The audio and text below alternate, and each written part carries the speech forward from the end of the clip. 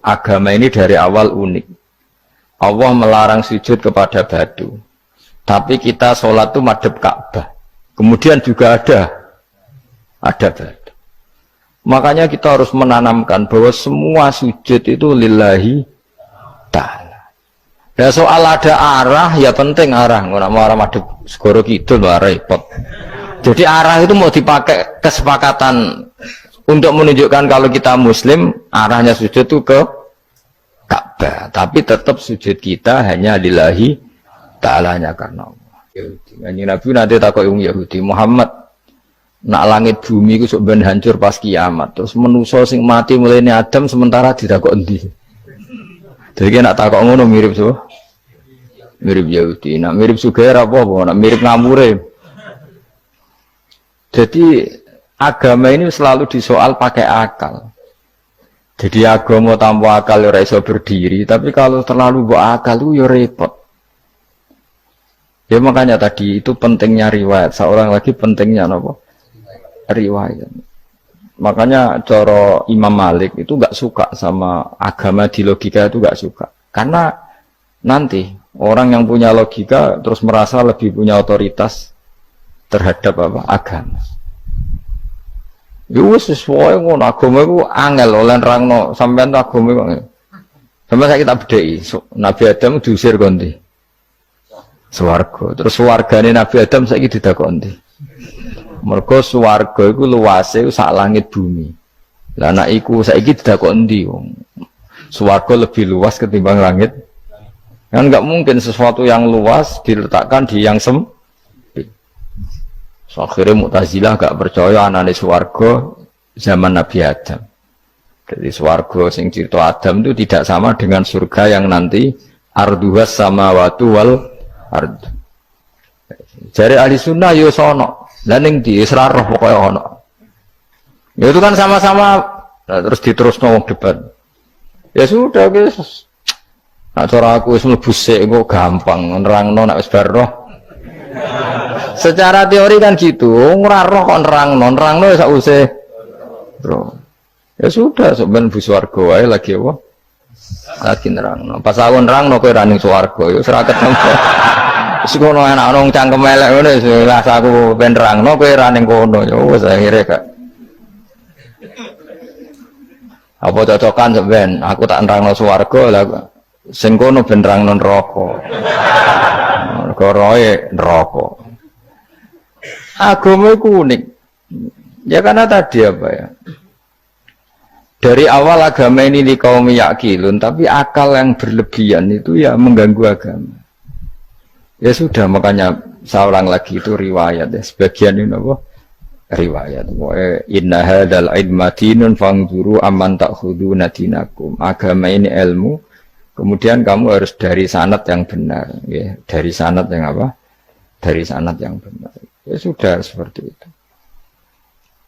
Mana itu kalau setuju model kayak sholat sunat safar tidak harus madhep kiblat terus.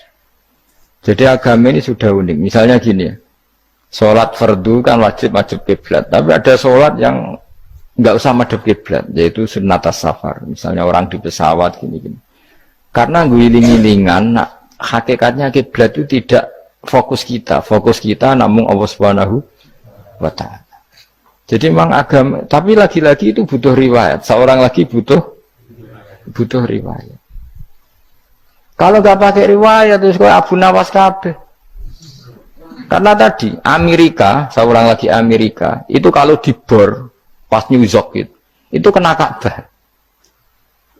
Lah logikanya kalau arahnya pas itu kan bebas arah. Berarti orang Amerika oleh sholat bebas. Tidak bisa seperti itu, ya tetap anut konsensus ulama sana atau tradisi sana, kiblat itu ngambil arah mana. Karena dia pas. Ya bumi yang ada arah itu secara akal kan hanya rubuk 1/4. Makanya kalau kamu belajar falak itu ada rubuk. Lainnya itu sudah tidak ada arah. Misalnya bumi bulat bola, yang sama atas dikatakan sama-sama di atas. Ya kadarnya hanya 1/4. Lainnya itu sudah dikatakan samping. Makanya seperti Denmark itu ada daerah yang siang itu sampai 3 bulan, entah berapa siklus sekian puluh tahun. Ada yang lebih lama siangnya, sampai 18 jam. Kalau di Eropa kadang puasa itu sampai 18 jam. Ada yang selalu nggak kena matahari, kayak kutub utara, kutub selatan. Nah makanya kalau misalnya sholat itu ngikuti apa? Kalau ngikuti matahari, orang kutub sholatnya hanya maghrib, isya, subuh. Gak wajib poso, orang tahu ono rino misalnya. Ya tidak bisa seperti itu. Jadi kalau nuruti logika kan terus berdebat terus. Tapi kalau nuruti rasa sebagai hamba, orang kutub butuh sujud sama Allah, orang kutub butuh loyal sama Allah dengan memperlakukan puasa. Ya sudah, akhirnya kita harus puasa.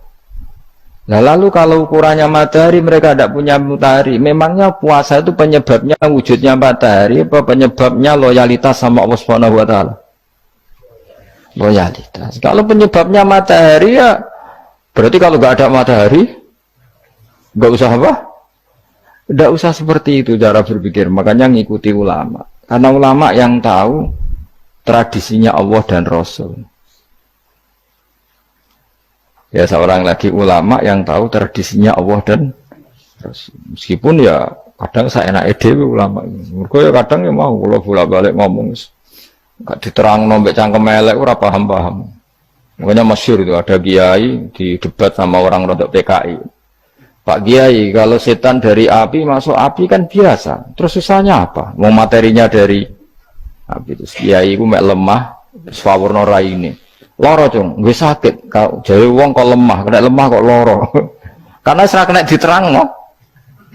Manusia materinya kan dari tanah, berarti kena dipendem urip-uripan. Piye aja? Ya loro ya, ya jadi kok lemah kok dipendem neng lemah kok. Karena dijelaskan pakai lisan yang baik, gak paham-paham. Sebenarnya kita ini ingin selalu baik, tapi ada orang-orang diterangkan cara baik-baik itu. Wah. Kayak misalnya ana wong kondo, Gus kula nu bojo kula cerewet ngene-ngene, apike kula pegat dicereweti bojo mbek diarani duda lara ndi. Oh lara diarani duda isen. Kowe payu rabi dicereweti, ambek ra payu rabi jomblo, sakit mana? Sakit distatuskan jomblo. Malah kena dicereweti sabar prestasi baru. Mesti uang itu diwolak-walik. Lan jarbe sekolah tak malan ular seneng mbek Imam Syafi'i.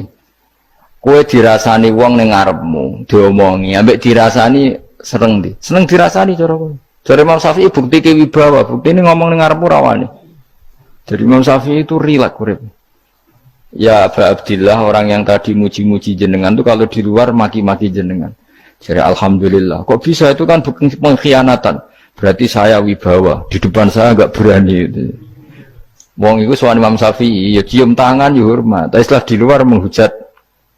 Singkat cerita dilaporkan ke Imam Syafi'i. Orang yang tadi nyium tangannya jenengan, itu di luar ngerasani jenengan. Jadi Imam Syafi'i, alhamdulillah, berarti aku wibawa, mendengar kurawani. Ya dianggap enteng saja. Terus ada orang misoi Ja'far Shadiq. Sayyid Ja'far Shadiq itu Sayyid putune Nabi, orangnya soleh alim, gurunya Abu Hanifah. Di antaranya gurunya Abu Hanifah itu Sayyid Ja'far Shadiq. Itu kalau dihujat orang diomongin ini, dimaki-maki, sampai ke rumah. Pas mau masuk rumah, kamu masih ingin maki-maki saya? Iya, tak tunggu sampai selesai. Setelah selesai, sudah, sampun, sudah. Masih emosi orang, sudah. Kamu misoi saya berdasar apa yang kamu ketahui. Yang tidak kamu ketahui lebih banyak, maka saya tunggu.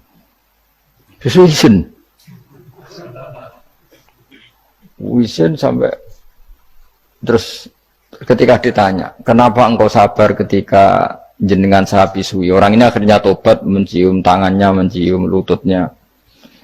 Jawab saya Ja'far Shadiq ini.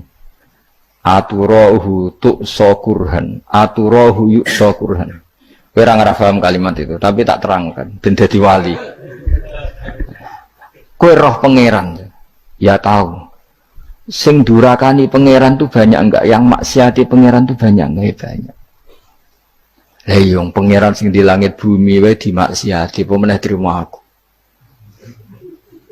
Akhirnya terus jadi orang-orang soleh itu cara berpikir itu di luar kapasitas kamu. Apa ya? Mereka itu hanya Allah, taunya itu hanya Allah. Aku kan enggak egois, harga diri. Wah, mana ada agama berdasar harga diri itu kalau dalam bahasa Arab disebut hamiyat al-jahiliyah itu gengsi nopo jahili.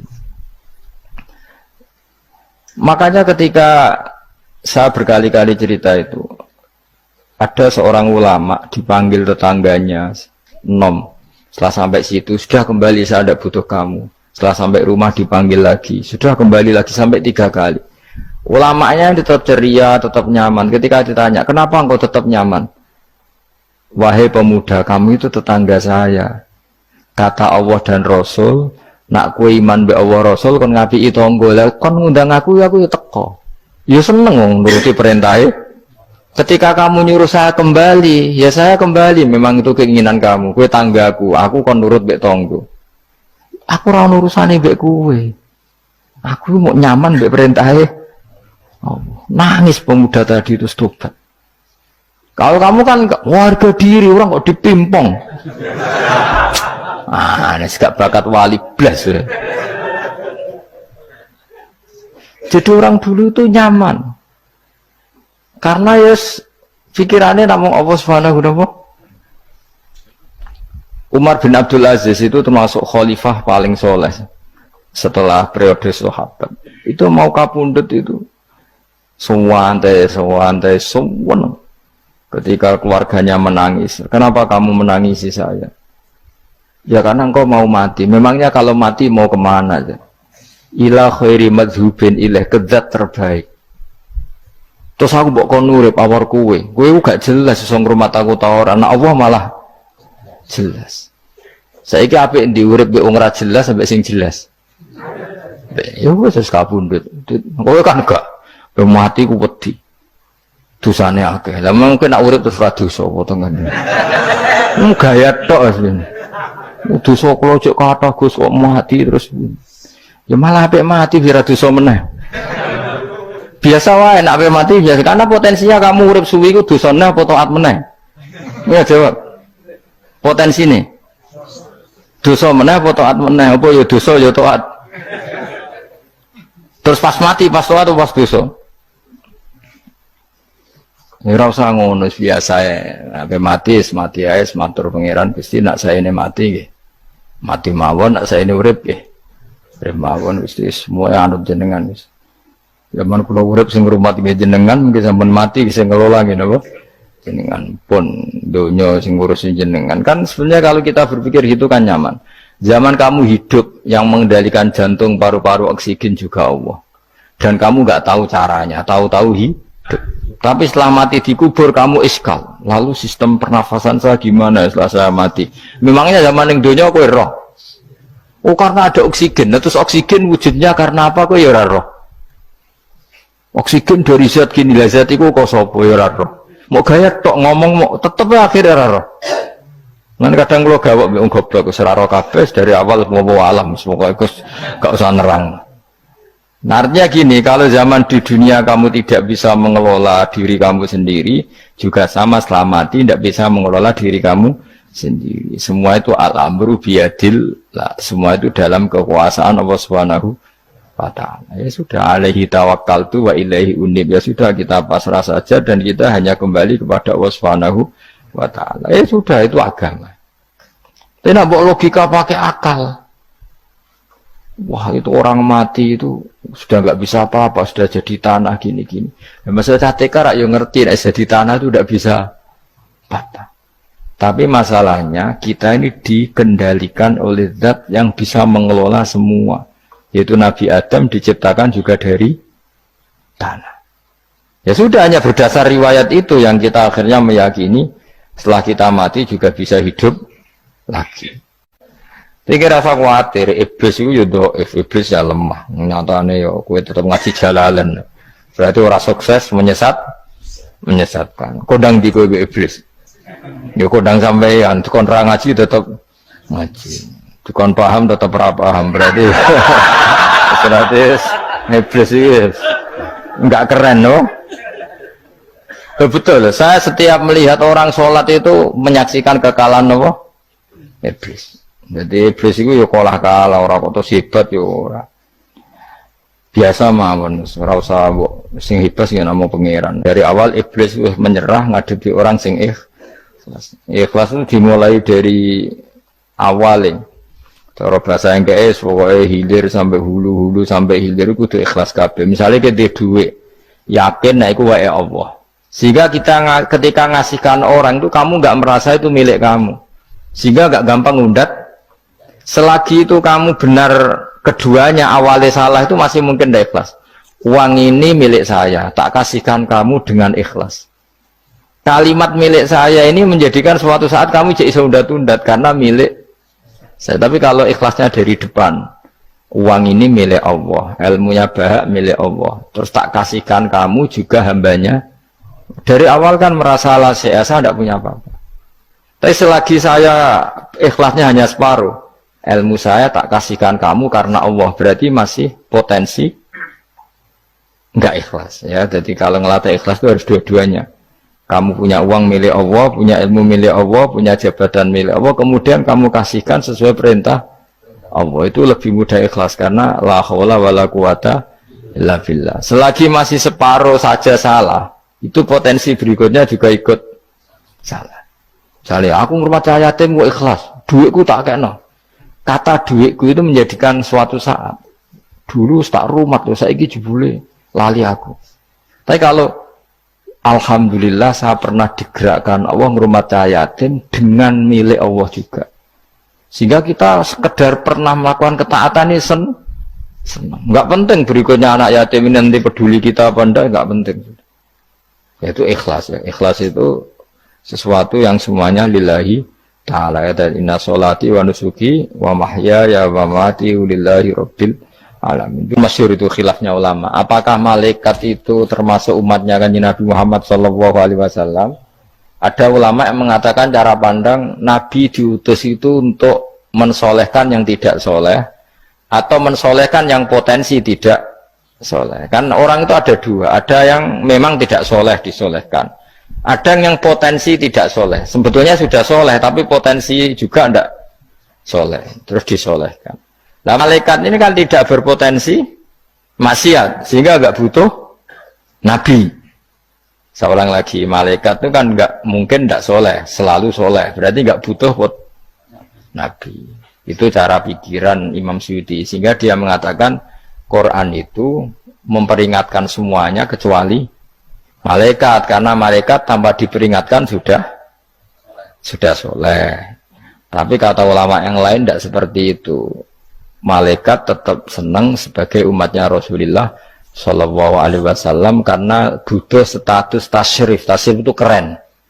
Nanti takut itu melok kelompok isopo, melok kelompok Kanjeng Nabi Muhammad Shallallahu Alaihi Wasallam. Sehingga kalau nanti ditanya Allah, mimman anta misalnya, min ummati habibika Muhammad, itu keren. Kayak termasuk umatnya kekasihmu Nabi Muhammad Shallallahu Alaihi Wasallam. Lalu kamu ngikuti apa? Yo min ahsani kitabik, mengikuti kitab terbaikmu ya Allah. Sehingga mereka ikut umatnya Nabi bukan karena disolehkan, tapi karena tasrif, satu kehormatan. Itu yang diikuti ulama. Tradisi kita ahli sunnah ngikuti yang pendapat itu, ngikuti bahwa malaikat pun suka dikategorikan umatnya Kanjeng Nabi Muhammad Sallallahu Alaihi Wasallam karena nambahi tasrif. Nambahi apa? Tasrif. Masyhur itu Imam Suyuti dalam hal ini kita ngikuti ulama mayoritas, bukan ngikuti yang ini. Masyhur kan Jibril ditanya, kan itu ketika Jibril ketemu Nabi Muhammad ditanya, untungnya apa kamu jadi safir? Safir itu kira-kira terjemahan bebasnya panitia saya. Jibril itu kan ya jauh dari langit turun bumi, dari langit itu kan jauh. Terus kamu untungnya apa? Karena Jibril itu tahu betul peristiwa yang pernah dilakukan Allah. Yaitu kayak apa malaikat yang di langit bisa diusir karena kesalahan tertentu. malaikat yang sok suci kayak siapa itu Harut Marut juga dihinakan seperti itu. Dan Jibril tahu betul Allah itu yafalu ma yasa. Jadi yang sekarang malaikat bisa saja jadi pokoknya tahu betul Allah bisa melakukan apa saja. Karena Jibril tahu betul Allah karena dia ketua malaikat. Kan kita tahu misalnya ada sejarah siapa? Harut Marut dari malaikat menjadi hina seperti itu. Jibril akhirnya tanya, ya sudah, Jibril punya apa, terus ditanya Nabi, kamu untungnya apa setelah jadi safir saya, jadi panitia yang ngurusi wahyu. Terus kata malaikat Jibril, saya tidak pernah merasa aman, apakah saya selalu dalam posisi ini, posisi terhormat, kecuali setelah menjadi safir, menjadi pelayan kamu, ketika aku distatuskan oleh Allah, apa itu, innahu laqaulu rasulin karim dzi quwwatin indadil arsy makin mutoin sama amin. Terus ganti fa amin tu ba'du, baru setelah itu saya merasa aman bahwa posisi saya aman karena Quran itu abadi ila yaumil qiyamah ila mala mi'adalah, semuanya Quran itu abadi dan di Quran itu saya distatuskan mutoin sama amin. Berarti saya merasa aman, tidak akan dirubah kestatusan saya malaikat semenjak saya jadi safirmu. Intinya Jibril juga mendapat kehormatan karena ngitmai Quran. Paham ya? Makanya kita di sini mengatakan ini pendapat Imam Suyuti, tapi hampir semua ulama berpendapat apa? Malaikat pun ikut mendapat berkahnya Kanjeng Nabi Muhammad sallallahu alaihi wasallam. Jenenge napa? Berkah tasrif. Napa berkah napa? Tasrif. Jadi punya status kehormatan. Nah, yang dikatakan Imam Suyuti itu murni logika. Murni logika tadi. Yang namanya Quran itu memberi peringatan supaya enggak soleh menjadi soleh. Dan malaikat tidak butuh itu karena sudah selalu soleh. Ya, jadi itu logika saja. Tapi kita berkeyakinan malaikat pun butuh, tapi untuk